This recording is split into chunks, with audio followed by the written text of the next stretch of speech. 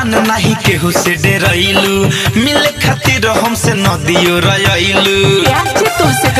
अरे बोला हो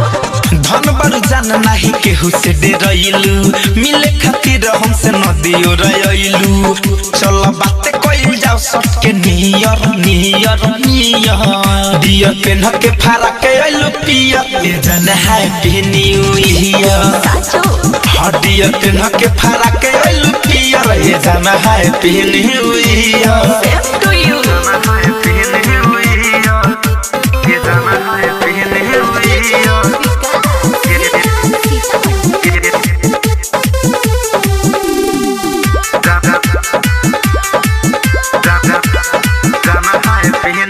नया साल में नया ग्रीटिंग करत रहे तो से वेटिंग रे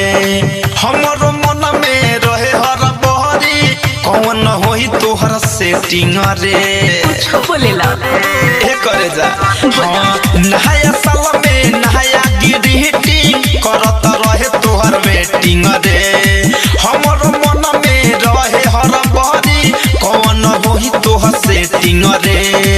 सुन प्यार होई आज क्लियर क्लियर क्लियर दिया पेन के फारा कइलू पियर ये जाना है न्यू ईयर हदिया पेन के फारा कइलू पियर ये जाना है न्यू ईयर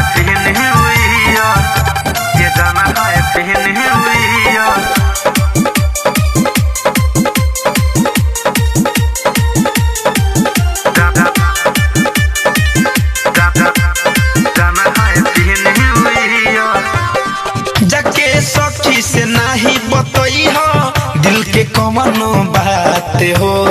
संतोष तिवारी धड़कन धनंजय छोड़ी है ना कबो साथ हो अरे हमके भरोसा बाहो